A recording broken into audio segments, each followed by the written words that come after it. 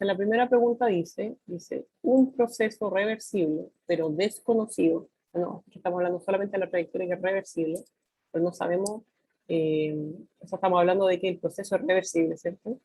Que puede revertir su trayectoria, pero no sabemos el tipo de trayectoria porque sea desconocido. Se lleva a cabo en un recipiente cerrado, ¿ya?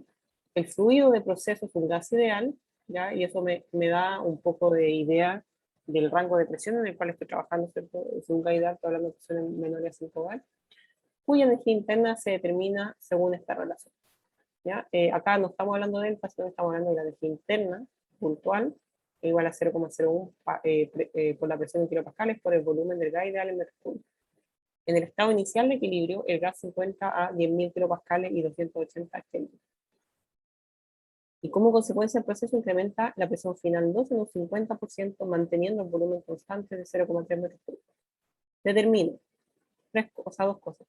Calor transferido al gas ideal, cambio de entalpía que experimenta el gas ideal. Entonces, ¿cómo partir? ¿Qué se le ocurre a usted hacer la investigación?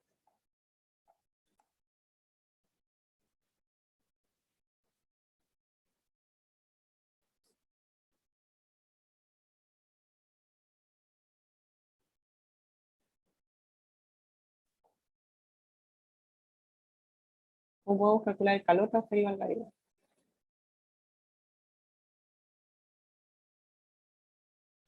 ideal? Con primera ley. Con primera ley. ¿Ya? ¿Cómo? Sacar la energía interna. No habría trabajo, así que sería lo mismo que el ¿Por calor. qué no habría trabajo? Em,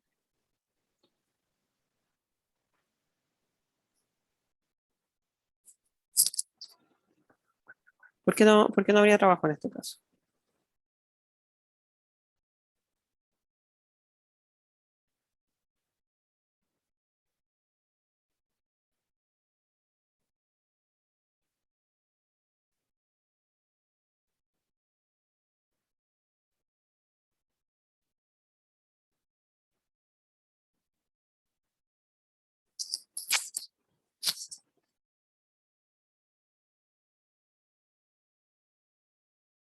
En el chat dijeron volumen constante. Claro, exacto. Entonces, si no hay un cambio en el volumen, no hay trabajo con presión de expansión. Entonces, voy a volver aquí, voy a cambiarme al iPad para que mejor lo escribamos más fácil y lo hacemos entre todos. Ah, y voy a escribir volumen constante, claro. Así es que como que a veces no sale, no vaya a salir la lucecita del chat.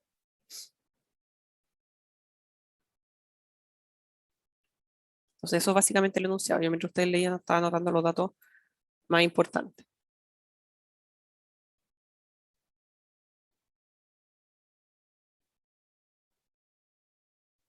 ¿Cierto? Entonces, en un sistema, si nosotros hacemos un balance de energía para un sistema cerrado e inmóvil,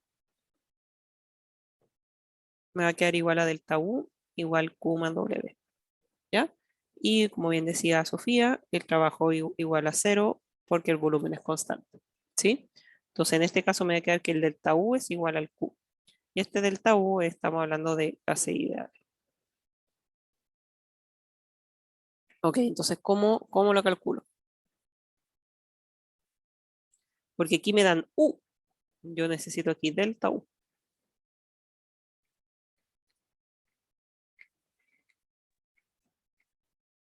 Calculando el U para los dos estados y final menos inicial.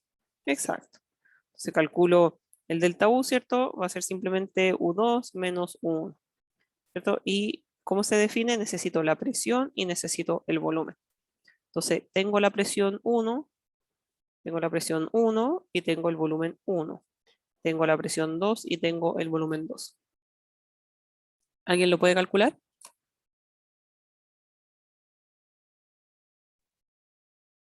Para ver si tiene sentido el valor que nos da. Esa es como la otra mitad del resultado, ¿ya? A veces ustedes pueden haberlo calculado mal por un error en la calculadora, pero si el razonamiento está bien, también va a tener algún puntaje por eso. Entonces, una cosa es calcularlo, sí, pero también la otra segunda parte, o sea, yo diría la mitad del puntaje del razonamiento asociado a ese número que nos dio, ¿ya? La variación es 0,015 kilojoule por mol. Muy bien. 0,015. Sí, me dio la variación 1, 0,02, pero lo saqué como molar. Y la 2, 0,035. Todo en kilojoule. ¿Y por qué me dio a mí 15 kilojoules? Estoy viendo. La presión la pusiste en kilopascales. La pusiste 15.000. Porque en definitiva el delta de La puse en kilopascal. kilopascal. Pascal por metro cúbico. Pero es que pascal por metro cúbico es joule. Y tienes. La diferencia son 5.000 al final entre esos dos números, ¿o no? Y si nos damos cuenta, lo único que cambia es la presión. Y la presión 2 serían 15.000, ¿cierto? Entonces la única diferencia serían 5.000. ¿No? 5.000. Eh, ¿Qué digo? Pues el U2 sería 0,01 por 15.000 por 0,3. El 1 sería kilopascales por 0,3. Entonces la diferencia serían 5.000 kilojoules por 0,3.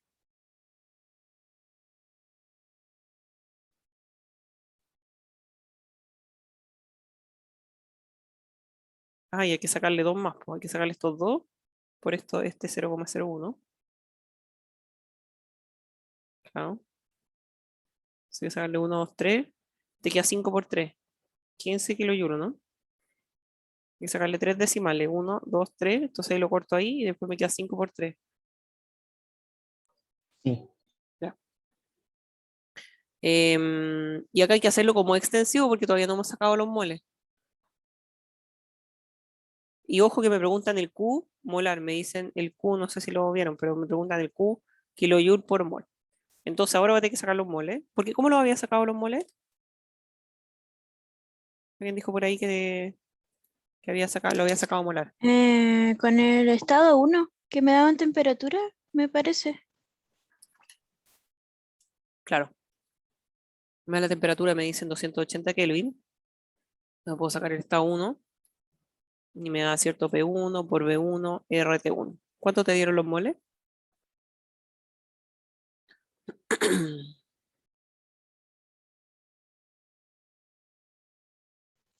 1200, pero creo que es que como todo me quedó utilicé todos los ceros, entonces no sé si está correcto. Pero 1289. eso no. Sí, Claro, entonces ahí te queda que el Q molar sería igual al Q partido N. Entonces debería quedar 0,012 kilojoules por mol. ¿Ya? Esto también es un detalle importante, fijarse en la unidad en que nos piden las cosas. ¿Ya? Porque obviamente no pierdan puntos por esas cosas chicas. ¿Ya? Sobre todo si son fáciles de calcular. Si se lo piden en kilojoules por mol, que sea en kilojoules por mol. En kilojoules. La temperatura en Celsius serán en Celsius, entregan en Celsius, no en Kelvin, todas esas conversiones. Y después decía, piden el cambio de la entalpía en kilojoule por mol, el delta H en kilojoule por mol, que experimenta el gas ideal.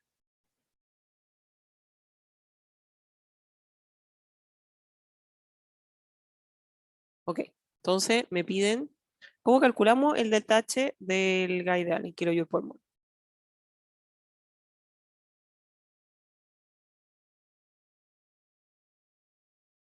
Será un poquito más complicado.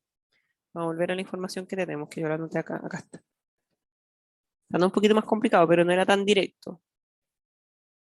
Esta es la información que nos dan.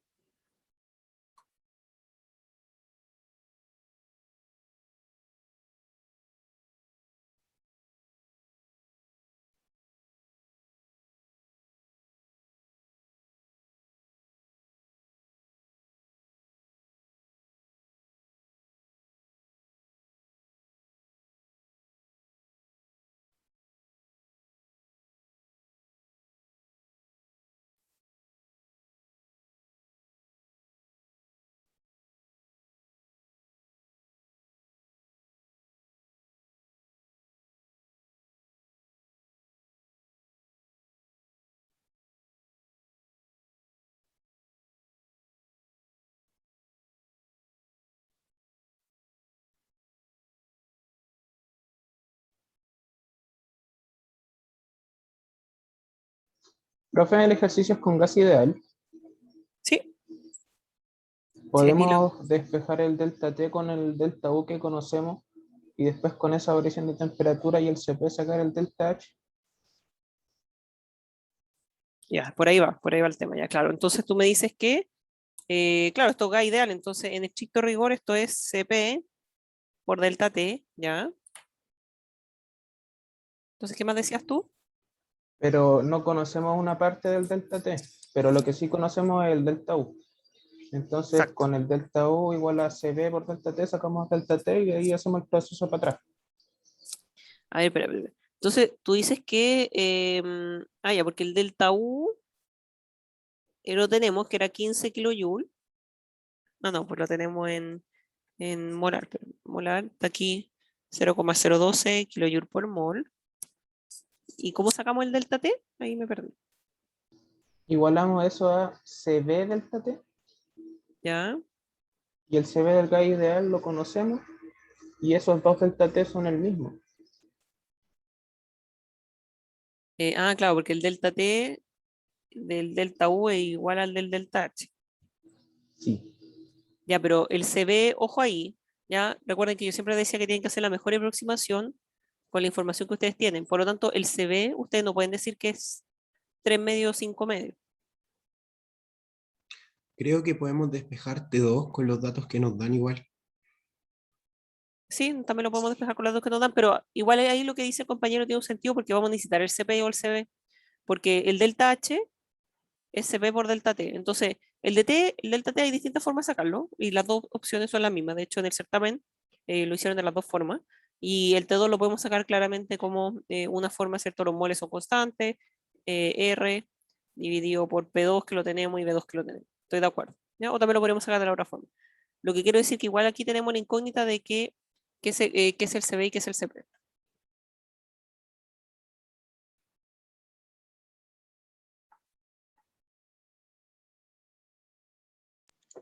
Pero podemos encontrar CB y luego con CB más R igual CP subir a la ecuación de arriba, ¿o no? Exacto. Sí. Entonces, lo que nosotros podríamos hacer, ¿cierto? Podríamos sacar, por ejemplo, CB de aquí, ¿cierto? Podríamos decir que el CB es este, y eso va a ser igual a 0,012 kilojoules por mol, dividido el delta T, ¿cierto? Y después, ¿qué hago para sacar el CP? Sumarle R. Sumarle R. Ya. Entonces, ¿quién calcula la temperatura 2 primero? Voy para acá para que tengan los datos.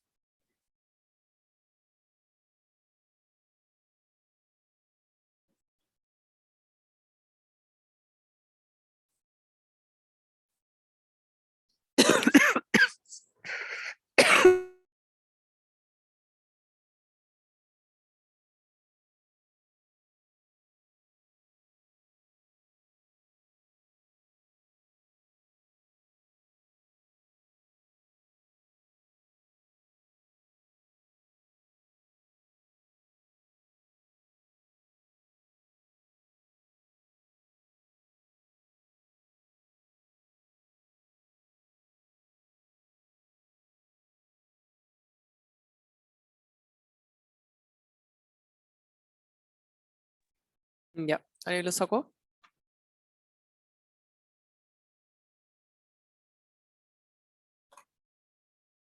41,9 Kelvin. De- No.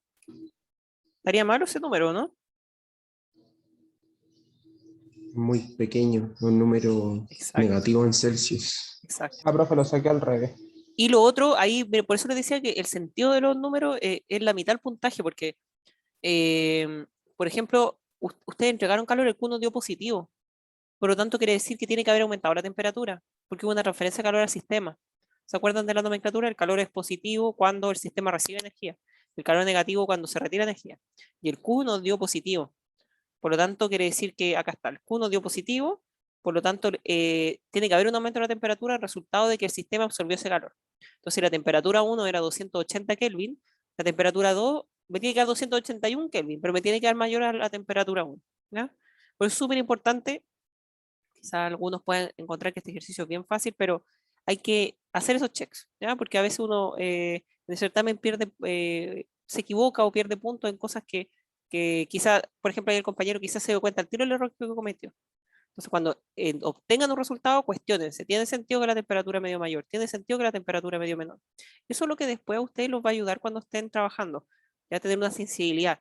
Me acuerdo una vez en transferencia de calor que estábamos calculando el número de placas de un intercambiador de calor y a un compañero le daba así como una cosa desbordante, así como, no sé, o una torre de destilación, así como de, no sé, 1000 metros, una cosa así. Entonces, claro, no puede calcular cualquier cosa, pero entender que ese número que nos dio no está correcto, yo creo que es la mitad del trabajo que tenemos que hacer. ¿Ya?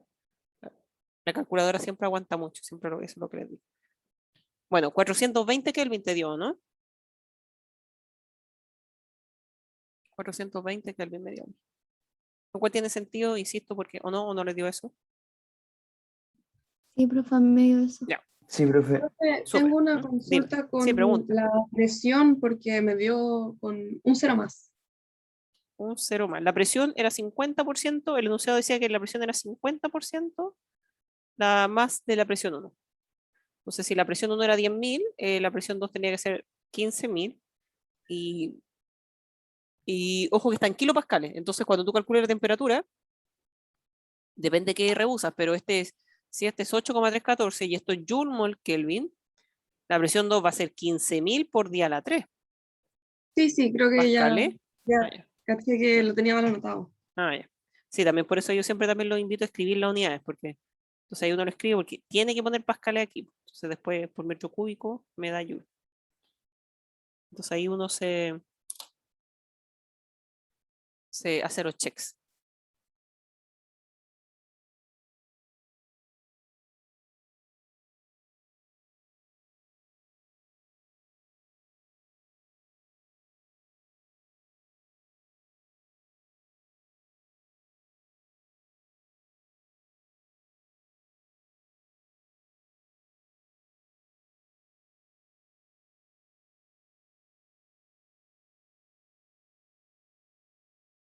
Ya. Entonces, ahí sacamos el delta T y sacamos el CB. ¿Cuánto les dio el CB?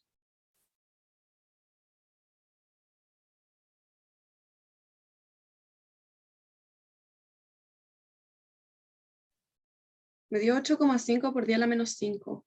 No sé si es muy pequeño. Pero sí, es muy pequeño. ¿En qué unidades? Kilojoule. Ah, kilojoule, ya sí puede ser, porque ahí me dio 0,083 joule. Ok. Y acuérdense que son 15, son 0,012, sí, es un número chiquitito. Y acá es... Profe, ¿Mm? la fórmula con la que despejó el T2 ahí está al revés, ¿o no? Sí, puede ser. Pero el valor está bien. Así.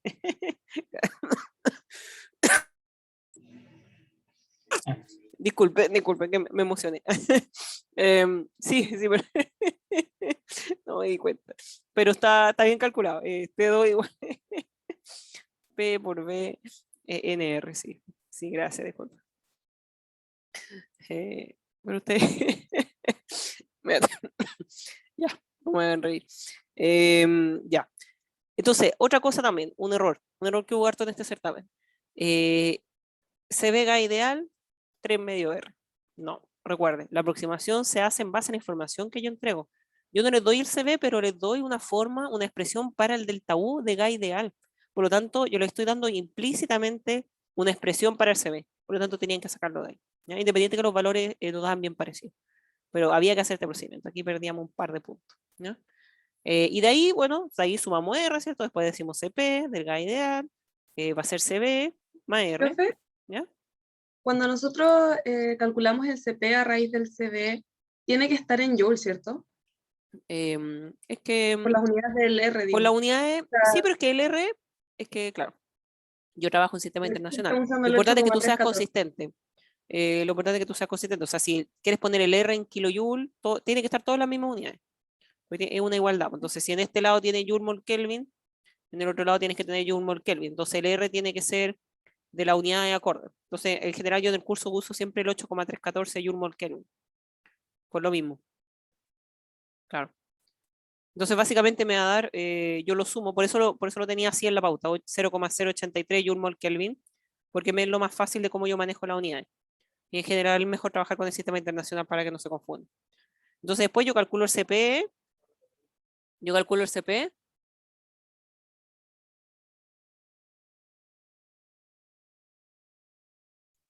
entonces uno lo que hace es sumar el CB, 0,083 Joule mol Kelvin, más el R que va a ser 8,314 Joule mol Kelvin. ¿No? Se dan cuenta, el CP es bien harto más grande que el CB. ¿Ya? Y ahí sacamos el CP. Entonces de esa forma yo calculo el H. ¿Ya? Y obviamente el cambio de entalpía va a ser mucho más grande que el cambio de energía interna. ¿Ya? De esa forma yo lo calculo y al final era súper fácil porque al final después lo único que había que hacer era CP por delta T porque me lo pedían en kilojoules por mol. ¿Ya? Entonces, de nuevo, este ejercicio puede parecer muy simple a primera vista, pero hay cosas importantes. La unidad en las cuales me piden las cosas. Estoy hablando de gases ideales, entonces, ¿cuáles son las relaciones que se mantienen debido a que es un gas ideal? Y, de nuevo, la aproximación de las capacidades caloríficas. ¿Ya? De hecho, por ejemplo, la ayudantía de la semana pasada también del Cristian es buena, y si hoy día no pueden ir a la ayudantía del Cristian esta semana, también véanla, porque ahí también, por ejemplo, hay otra forma en que se entregan los CP también. Los CP dependen de la temperatura, por lo tanto, no necesariamente pueden ser un valor fijo. Pueden tener una funcionalidad con la temperatura y en ese caso hay que integrarlo, ¿cierto? Etcétera, etcétera. Entonces, hay varias formas en las que se puede entregar el CP, por eso a priori no hay que decir que son 3 medios, 5 medios. Cuando no hay nada para poder estimarlo, sí. Pero por eso siempre hay que evaluar bien la información que nos entregan para ver si podemos hacer esa aproximación o no. ¿Ya? Ok. Hay otra que quería hacer, otro ejercicio siguiente que quería hacer que está asociado a la última parte del curso que fueron los efectos térmicos, ¿ya? Para que vean que en verdad no es complicado. Entonces dice, hielo a menos 5 grados Celsius es transformado a vapor a 120 grados Celsius. ¿Ya? Entonces dice, a través de transferencia de calor a presión constante de un bar.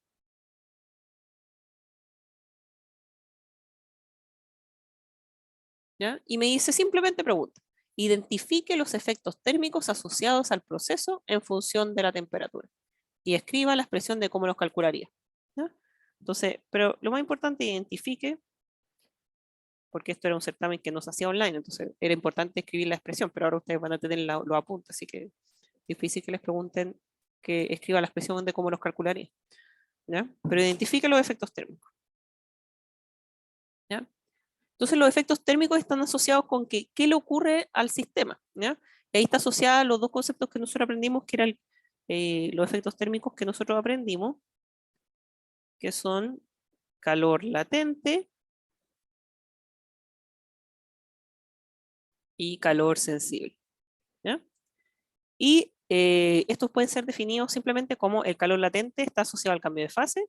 ¿Se acuerdan que nosotros vimos un diagrama de presión-temperatura donde identificamos 3 cambios de fase, ¿cierto? Que tenemos de sólido a vapor, ¿cierto? Tenemos de líquido a vapor y tenemos de... ¿cuál me falta? ¿Cuál me falta? Líquido a sólido. ¿Cierto? Básicamente tenemos esos 3 cambios de fase. ¿Ya? Y el calor sensible que está asociado cuando existe un cambio de temperatura distinto de cero. ¿Ya? Entonces, si nosotros estamos a un bar, nosotros, y estamos hablando de hielo, nosotros estamos hablando de agua, ¿cierto? Entonces, si el agua va de menos 5 grados Celsius a 120 grados Celsius a un bar, yo puedo identificar distintos fenómenos que le van a ocurrir al agua, ¿cierto? Entonces, nosotros podríamos pensar que vamos a tener el agua aquí en un vasito y a menos 5 grados Celsius, y entonces eso va a ser hielo, entonces va a tener cubos acá.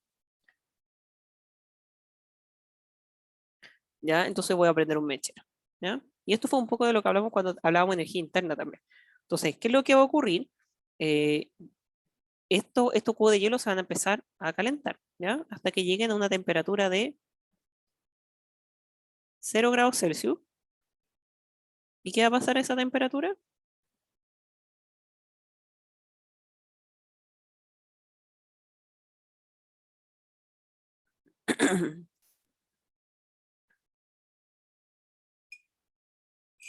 Un cambio de estado. Exacto, un cambio de fase. Entonces, desde este periodo a este periodo, lo que ocurre es un delta T distinto de 0, ¿cierto? Porque voy de menos 5 a 0 grados Celsius, ¿ya? Y eso se conoce como calor sensible. Ese es el efecto térmico. Un calor sensible de menos 5 grados Celsius a 0 grados Celsius. ¿Cómo lo puedo calcular? Como lo puedo cuantificar en su cambio de entalpía o su cambio de energía interna. ¿Ya?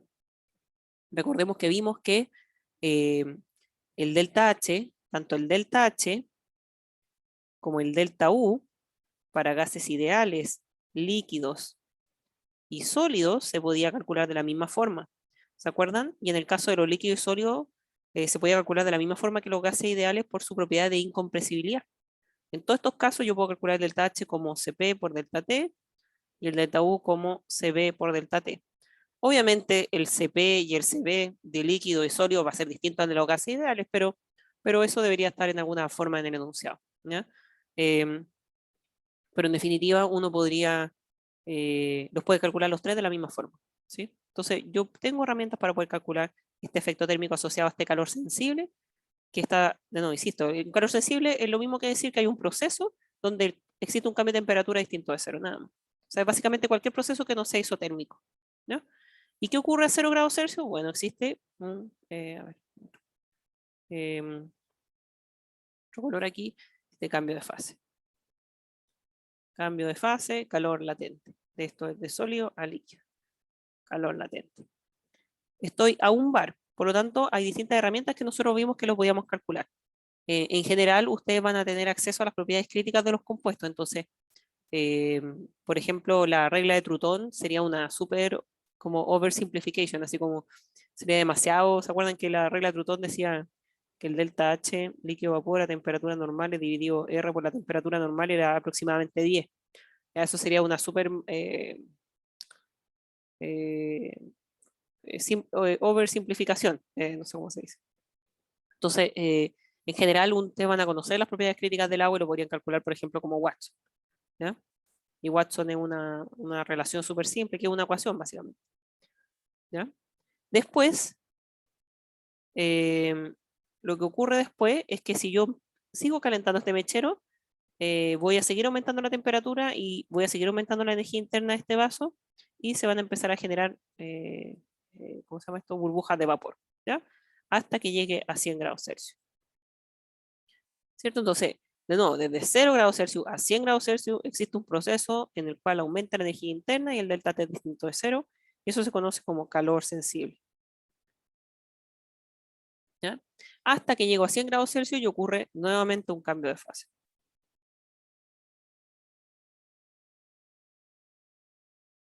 ¿Ya? Un cambio de fase en este caso de líquido a vapor. ¿Cómo lo puedo calcular? Con Watts, la mejor expresión para calcular. ¿Ya? Porque voy a conocer las propiedades críticas, la temperatura crítica y la presión crítica del agua. ¿Sí? Y después, ¿qué tenemos? Como tenemos que llegar hasta 120 grados Celsius, lo que va a ocurrir ahí es que básicamente voy a seguir sobrecalentando y después vamos a conocer en la unidad 8 lo que es el vapor sobrecalentado, pero lo que yo hago aquí es solamente sobrecalentar ese vapor. Lo aumento la temperatura, pero ya es todo vapor. Recuerden que los cambios de fase se dan a temperatura constante. ¿Ya? El cambio de fase del agua de líquido a vapor ocurre a 100 grados Celsius. Si yo aumento la temperatura, voy a sobrecalentar ese vapor que ya existe. Pero no es que yo puedo mantener la temperatura fija a 100 grados Celsius y voy a poder observar el cambio de fase en forma completa. ¿Ya?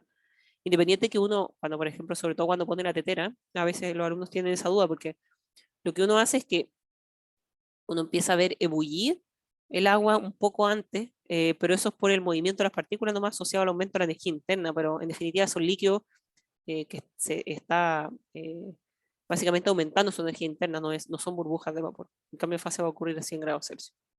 ¿Ya? Entonces, ¿qué es lo que tenemos acá?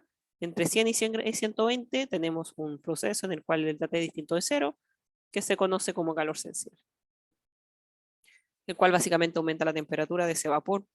Vamos a conocer el término, da lo mismo ahora, pero es vapor sobrecalentado, que yo sobrecaliento ese vapor. ¿Ya?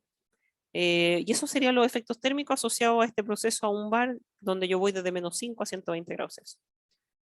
Entonces, ¿por qué esta pregunta era importante? Ya salió varias veces en altos certámenes, porque obviamente, y cuando ustedes después lo empiezan a cuantificar, la energía de un calor sensible mucho menos, es órdenes de magnitud más baja que un calor latente. Por decir, por ejemplo, el calor sensible del agua de 0 a 100 grados Celsius, qué sé yo, 1000 joules por mol, el calor latente 10.000 joules por mol. O sea, siempre el calor latente requiere mayor energía al calor sensible, no son 1 a 1, no son equivalentes. ¿Ya? Y bueno, la próxima semana vamos a ver calor de reacción también, ahí van a ver que es otro proceso, efecto térmico asociado que le puede ocurrir a los fluidos.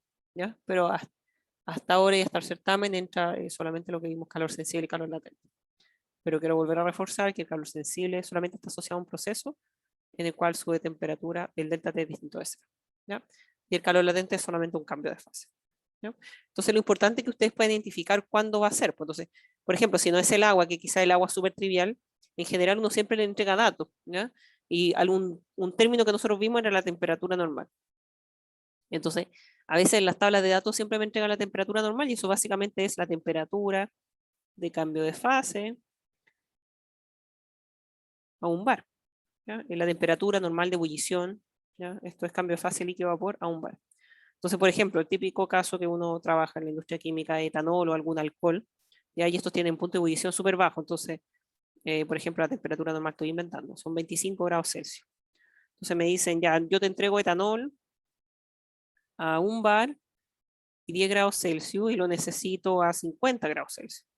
Bueno, ¿cuánto es la energía que le tengo que entregar para llevarlo ahí? ¿Ya? Entonces, lo importante acá, si yo les pregunto cuál es la energía o el calor que requiere el etanol para transformarse desde 10 a 50 grados Celsius, ¿cómo lo voy a poder calcular? Bueno, está una combinación de efectos térmicos. Esto no es un Cp por delta T. ¿Ya? ¿Por qué? Porque si la temperatura normal es 25, ¿qué es lo que está ocurriendo? Primero, que la temperatura normal sea 25 y yo tengo etanol a 10 grados Celsius. ¿En qué estado está el etanol? ¿Cuál es su estado de agregación? ¿En líquido o vapor?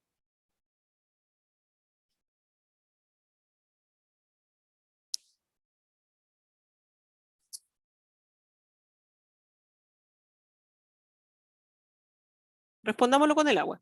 La temperatura normal del agua es 100 grados Celsius, porque a 100 grados Celsius pasa de líquido a vapor a un bar. Entonces ahí me dicen, yo tengo agua a un bar y 50 grados Celsius. ¿En qué estado está el agua? ¿Líquido o vapor? Me escriben por el chat. Líquida, ¿cierto? Líquida, me dice Claudio. Claro, el líquida, porque yo estoy a 50 grados Celsius a un bar. Y para que yo sea vapor, tengo que estar a 100 grados Celsius y un bar. Entonces, lo mismo en este caso. Acá me dicen que la temperatura normal del etanol es 25. ¿Ya? Entonces, si yo estoy a un bar, ok, las condiciones normales valen, y yo estoy a 10 grados Celsius, por lo tanto, este etanol está en líquido. ¿Ya? Y yo lo tengo que llevar a 50 bar. Entonces, ahora, ¿qué pasa? Cuando yo lo quiero llevar de 10 grados Celsius a 50 grados Celsius, no es que yo estoy calentando líquido. Aquí hay un efecto térmico asociado que se llama calor latente. ¿Por qué? Porque cuando yo vaya por ejemplo, de 10 a 25 grados Celsius, el etanol está líquido. ¿Cierto? Cuando llegue a 25 grados Celsius, voy a hacer un cambio de fase. Y después, ¿qué es lo que voy a hacer? Voy a calentar desde 25 a 5.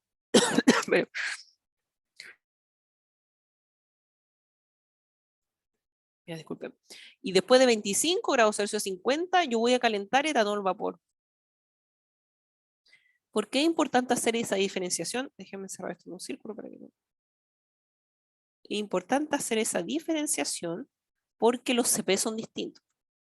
¿Ya? Por ejemplo, cuando ustedes vean el CP del etanol del líquido, no sé, va a ser 1000. ¿Ya? Es mucho más, la capacidad calorífica de los líquidos y los sólidos son mucho más grandes que los vapores, y eso está asociado por la densidad, como tiene más átomos, entonces, básicamente, en definitiva, más mole, una mayor capacidad calorífica, así se puede traducir. Y el CP del etanol vapor va a ser, qué sé yo, 500, por ejemplo, por inventar.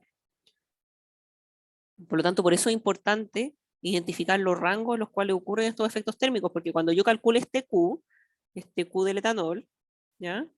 Va a ser, qué sé yo, va a ser el CP del líquido del etanol por el delta T, que va a ser 25 menos 10 grados Celsius, ¿ya? Recuerden que el delta T se puede hacer en Kelvin o en Celsius. Después más un delta H, líquido vapor, que va a ser este cambio de fase a 25 grados Celsius, y después va a ser un CP del vapor desde 50 menos 25. Entonces tengo 3 efectos térmicos. ¿ya? Solamente, y yo debería poder identificar todos esos efectos térmicos solamente conociendo la temperatura normal y el proceso en el cual se lleva a cabo el etanol. ¿Ya? Que es un poco lo mismo que vimos acá, o sea, yo les podría hacer la misma pregunta, o sea, calculen cuánto calor hay que entregarle al agua para que pase de menos 5 grados Celsius a 120 grados Celsius a un bar. ¿Sí? Tengo que decir, ok, ya, ¿cuáles son los efectos térmicos? Entonces tengo que ir paso por paso. ¿Por qué? Porque básicamente las capacidades caloríficas cambian. La del sólido es distinta a la del líquido es distinta a la del vapor. Entonces, yo puedo calcular el mismo calor, se calcula de la misma forma el calor sensible del vapor, del líquido y del sólido, por lo que acabamos de conversar, ¿cierto? Se calcula de la misma forma el calor sensible de gas ideal, líquido y sólido, pero los valores de sus CP y sus CB son distintos. ¿Ya? No sé si queda claro esto de los efectos térmicos. Igual está muy relacionado con la ayudantías de Christer, de esta semana y la semana anterior. En general, el dato de la temperatura normal viene así. No va a salir en el enunciado ni nada, sino que nosotros siempre entregamos un montón de datos, los pueden necesitar o no, pero en general las propiedades críticas siempre van, las temperaturas normales siempre van, para que tengan, si ustedes quisieran, aunque yo les diga que el fluido está como gas, ustedes pueden chequear que efectivamente está como gas, con la temperatura normal y etc. Las propiedades críticas también, para que ustedes sepan más o menos dónde se encuentran, de sobrecalentamiento, etc. No sé si queda claro con este ejemplo del agua y del etanol el concepto de los efectos térmicos. ¿Ya?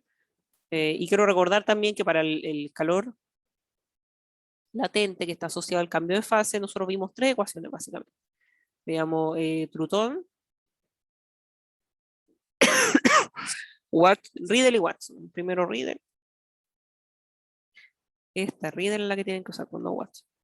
¿Ya? Watson es para cuando yo tengo que... Riedel es para calcular el delta H líquido vapor a condiciones normales.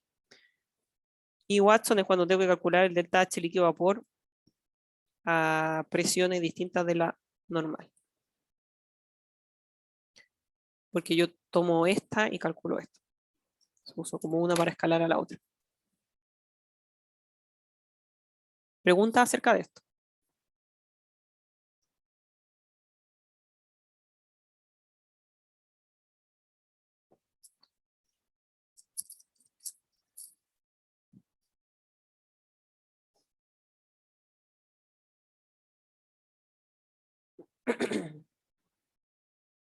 ¿No? ¿O sí? Pregúntame. ¿No?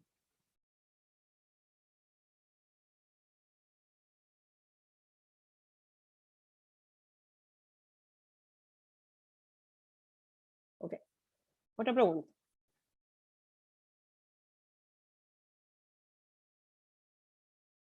Dice, un mol de gas ideal, donde puedo estimar su gamma en 1,44 en un conjunto cilindro-pistón. Entonces, cilindro-pistón se expande rápidamente desde 4 bar, 400 Kelvin, que es el estado 1, hasta doblar su volumen. Entonces su volumen 2 es igual a 2V1. Ese es el estado 2. Lo que me dice, se ha determinado que toda la energía entregada al fluido a través del mecanismo de calor es transformada en compresión-expansión. Me dicen, ¿cómo puedo traducir eso? Se lo voy a leer de nuevo. Se ha determinado que toda la energía entregada al fluido a través del mecanismo de calor es transformada en trabajo de compresión-expansión. ¿Cómo puedo leer eso?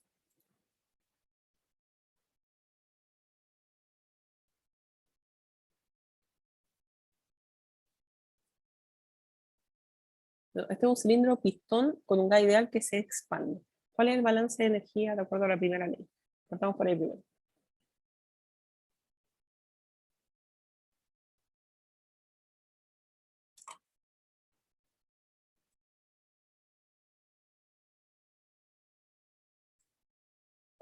¿Cuál es el balance? Delta U igual al trabajo de compresión expansión y Y el calor, ¿no? sí, Porque me dicen ahí, se ha determinado que toda la energía entrega el fluido a través del mecanismo de calor, entonces hay calor, transformada en trabajo con presión de expansión.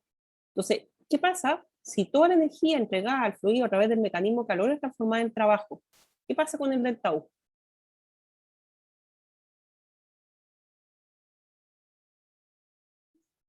¿Se podría como juntar el calor y el trabajo? Es cero porque la Es diferencia, cero, o sea, exacto, sumaría, o sea, anularía el valor. exacto. Entonces, de hecho, eso responde a la primera pregunta, que la primera pregunta dice, estime el cambio de energía interna, ¿ya? Y después me dicen el calor transferido hacia el gas. Entonces, la primera, el delta U igual a cero. ¿Por qué? Porque me dicen que toda la energía entregada al fluido a través del mecanismo calor se transforma, no me están diciendo que son iguales del mismo signo, me dicen que todo lo que yo entrego calor se transforma o repercute en trabajo con presión de expansión. Por lo tanto, de acuerdo al balance que establecemos con la primera ley, el delta U igual a cero. ¿Okay? Entonces, eso responde a la primera pregunta. ¿Cuál es la implicancia? Si esto es un gas ideal, ¿cuál es la implicancia de que el delta U es igual a cero? ¿Qué nos dice acerca del proceso que se llevó a cabo? Que se realiza a temperatura constante, debido a que es una función solo de la temperatura, si es gas ideal. Buenísimo, exacto. Buenísimo. Entonces, eso quiere decir que el delta T, entonces si el delta U del gas ideal es solo una función de la temperatura, quiere decir que el delta T en este proceso es igual a cero. Ok, entonces eso era la primera pregunta, el delta U, y la segunda pregunta es, calcule el calor. Bueno, el calor va a ser igual a menos el trabajo. Por lo tanto, ¿cómo se calcularía el trabajo?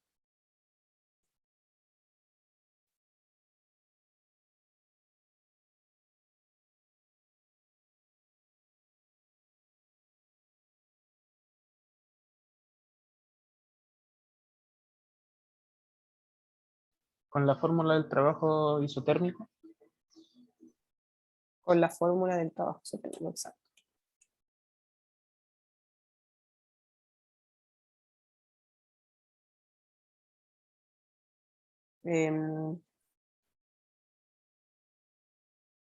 Claro. Entonces, ¿cómo me va a quedar eso? El trabajo isotérmico. Ustedes saben, ¿cierto?, que el trabajo es menos la integral de B, ¿ya? Y si nosotros asumimos proceso reversible, esta es la presión del gas, ¿cierto? Y esto me queda simplemente como menos nRT, en el logaritmo de B2 dividido B1. ¿Cierto? ¿Me siguen o no me siguen? Si no me siguen, me avisan para explicar.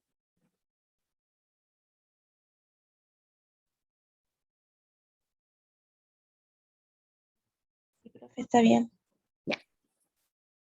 Y, a ver, ¿tenemos los moles? ¿Tenemos los moles o no tenemos los moles? Es un Dice que mol es de un gas. mol. Sí, eso. ¿Ah? Un mol de gas ideal se está Ah, expandiendo. verdad, un mol de gas. Ya, bueno. Tenemos el R, la temperatura es constante, ¿y cuál es el valor de esa temperatura?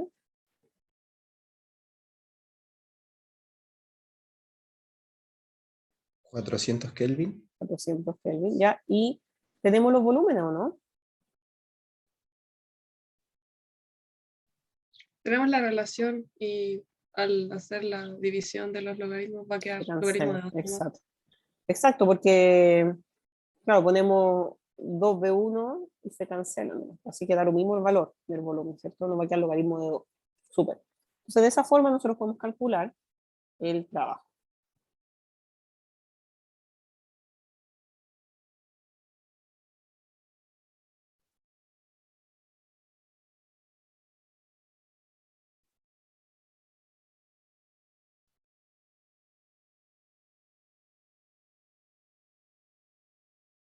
No, pues chiquillo, miren, hicimos algo más, pues.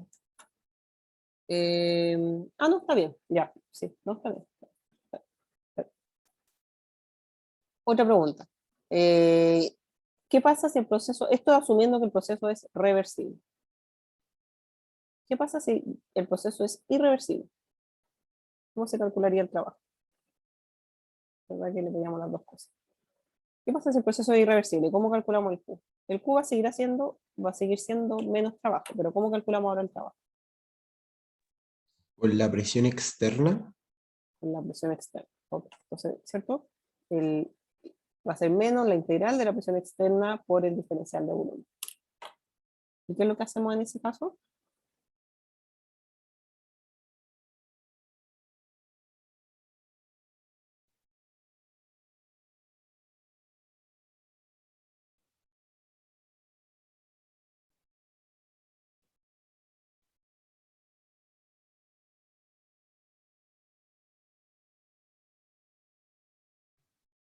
Profe, ¿y se sabe si el pistón está abierto o tiene una masa o está de lado o algo?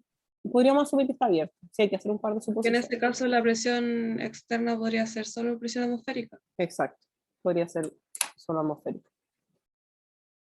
Pero igual, si eso lo podríamos asumir siempre y cuando no sepamos qué tipo de proceso es. Nosotros igual sabemos que debido a que la energía entregada al fluido a través del mecanismo calor es transformada en trabajo, compresión y expansión, nosotros sabemos que el NRT se mantiene constante. Porque esto se mantiene, independiente de que el proceso sea reversible o no. Porque esto viene de que el gas es un gas ideal. No tiene nada que ver con que el proceso sea reversible o no reversible. Lo único que pasa ahora es que, y esto es lo importante, es que cuando yo hago la integral de la presión, esta presión no puede ser la presión del gas, sino que tiene que ser la presión externa.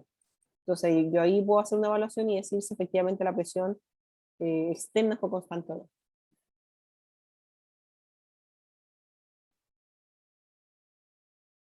Que es lo que quiero dejar súper claro, que la presión externa sea constante o no, no tiene nada que ver con que la temperatura dentro del gas ideal se mantenga constante. ¿Ya? Porque esto es una cualidad de que el calor, todo lo que se entrega en calor, se transforma en trabajo con presión expansión. Y eso repercute en que a través de la primera ley, que de nuevo no tiene nada que ver con que el proceso sea reversible o irreversible, el delta U igual a cero. Y eso repercute en que como el delta U del gas ideal depende solo de la temperatura, el delta T en este caso es cero. ¿Ya? Y quiero insistir que eso solo es porque el gas es un gas ideal. No tiene nada que ver con que el proceso es reversible o irreversible. ¿Ya? Y eso es porque la energía interna es una función de estado, no depende de la trayectoria. ¿Ya? Solo importa que de donde llegó hasta donde terminó. En este caso, el trabajo si es una energía en tránsito, por lo tanto va a importar si es reversible o no. ¿Ya? Entonces, en este caso, para el proceso irreversible, ¿cómo lo podríamos calcular? ¿Por qué no puedo decir que la presión externa es la presión, o cómo podría definir o identificar si puedo decir que la presión externa es igual a la presión atmosférica? O saber si es la presión atmosférica.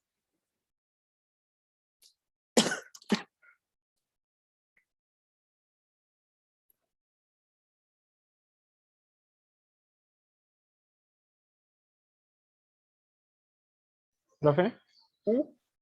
si consideramos la masa del pistón como despreciable, ¿se puede igualar directamente, no?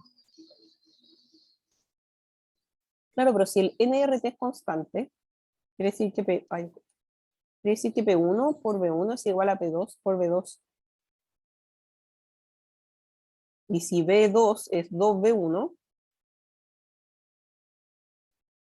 quiere decir que P2 es la mitad de B1.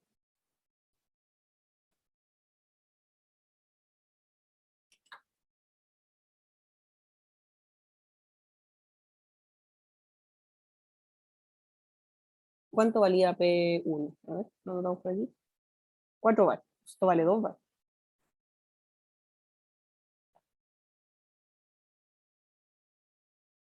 Entonces P2 es un poquito más que la presión atmosférica. Y tenemos un bar la presión atmosférica, tenemos otro bar ahí dando vuelta que no sabemos qué es.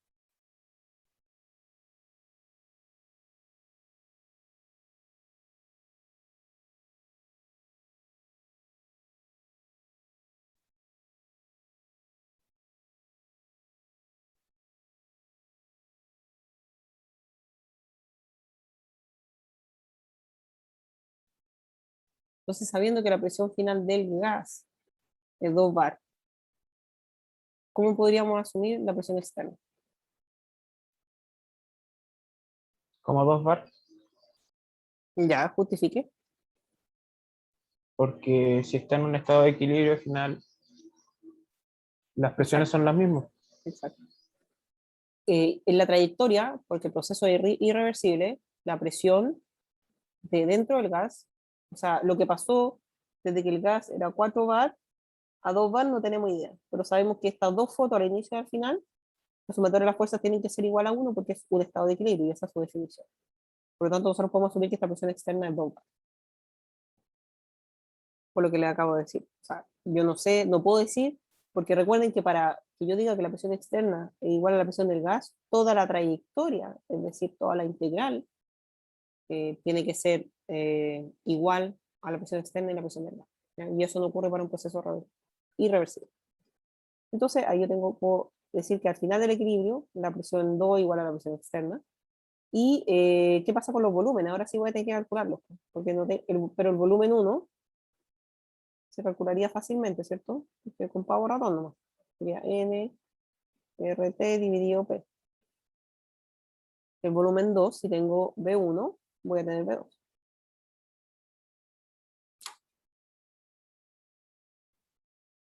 ¿Sí o no?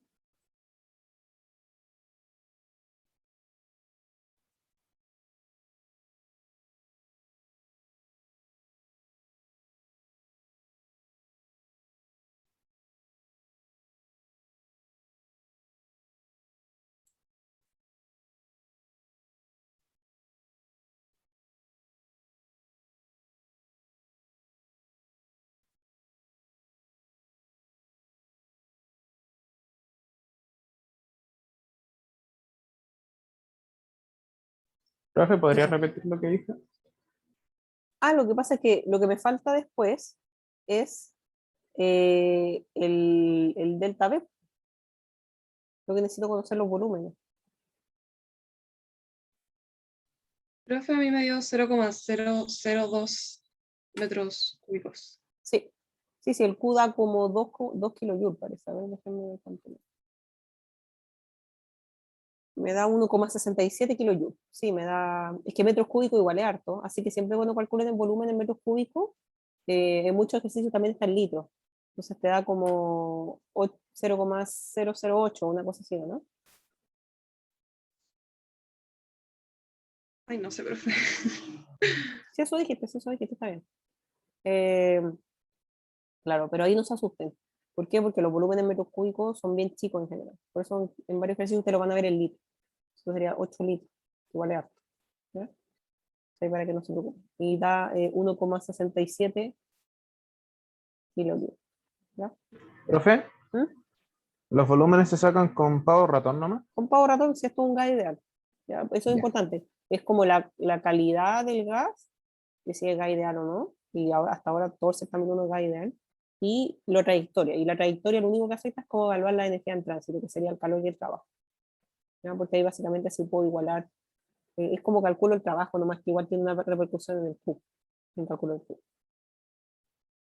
Entonces también hay varias preguntas que uno dice, ok, calcula el trabajo de las dos formas y lo puedes comparar. Puedes como básicamente ver lo que perdiste en energía también, a través de esa irreversibilidad. Sí. Ya, a ver, hagamos una pregunta cortita, a ver, ya que se nos está yendo la hora, pero está asociado a lo que yo les decía anteriormente, que dice acá, para un gas ideal, se ha determinado que la energía interna se calcula como ya 75 logaritmo natural de t más 3t cuadrado más 8. Y donde el delta U es en Joule mol, el delta U es Joule mol y la temperatura en Kelvin. Me dicen, obtengo una expresión para el Cp en Joule mol en función de la temperatura. ¿Cuál sería la forma correcta en que ustedes harían? Profe, ¿qué dice después del signo más? 3t cuadrado más 8. Ah, ya, gracias.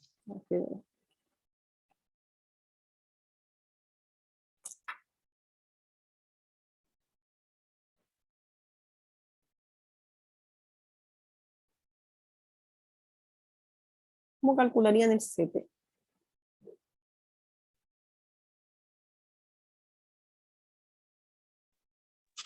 Integrando la energía interna, ¿no?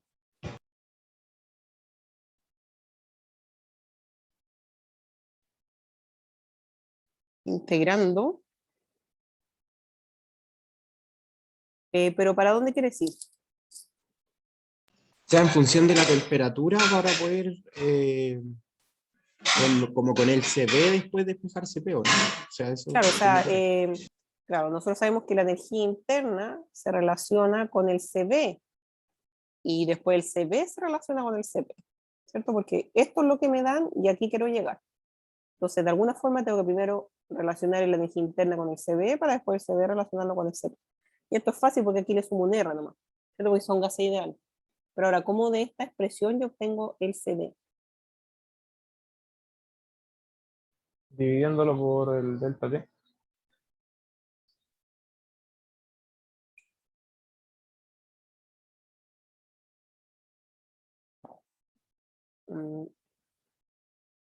Que en estricto rigor, chiquillos, la definición del CB es igual a la derivada de U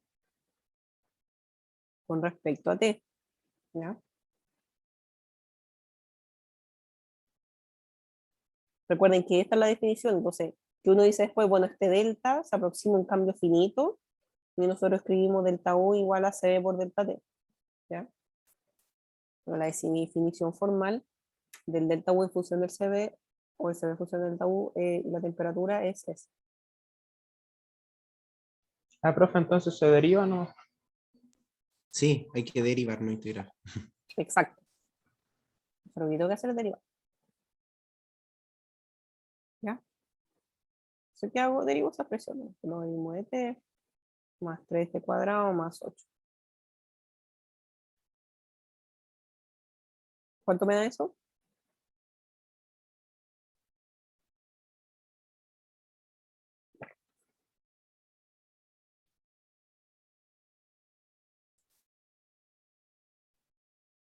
T más 75 dividido T.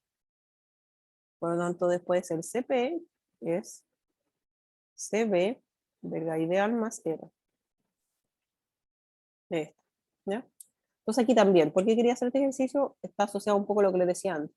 Esta es la información que me entregan del delta U, por lo tanto, en este caso, yo no puedo decir que el valor del CB va a ser 3 medio R, ¿ya? En este caso, claramente me está entregando una expresión para el U, lo cual tiene asociado implícitamente una correlación con el CB.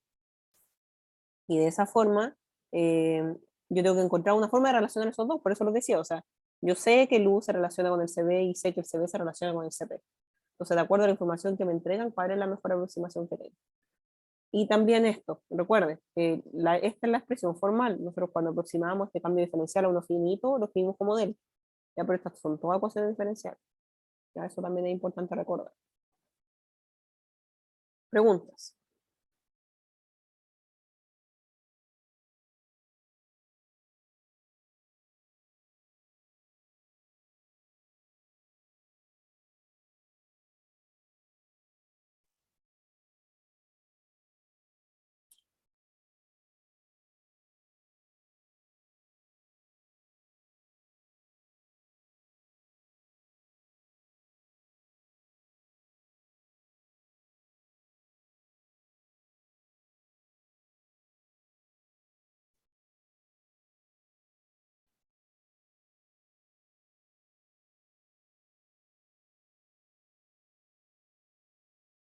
¿Alguna pregunta?